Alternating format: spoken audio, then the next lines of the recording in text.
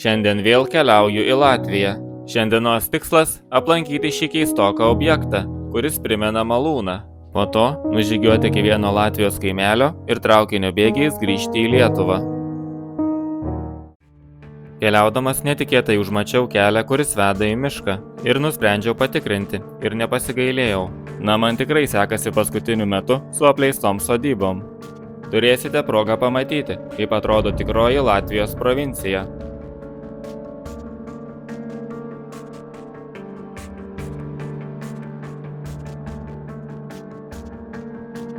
Tuoj pažiūrėsime, kas bus viduje.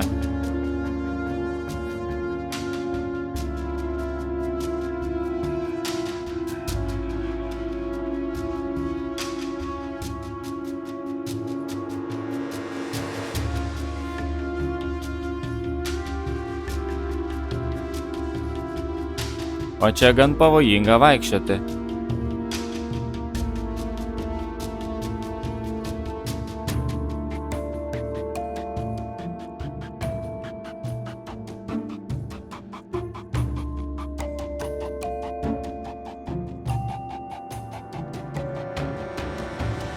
Užlipau į palėpę, o čia nieko ypatingo.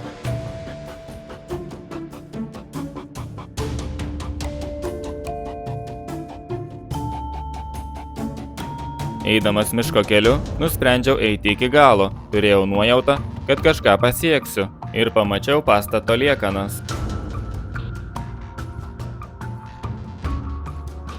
Eidamas, šalia kelio pastebėjau dar vieną apleistą pastatą.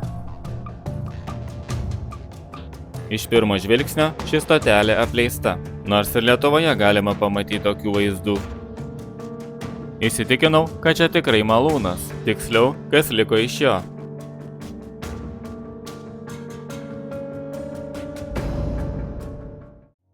Praeidamas pro kaimelį, vieną kitą žmogų pamačiau. Šis kaimelis nėra visiškai numiręs. O dabar geležinkelio bėgiais grįšiu atgal į Lietuvą.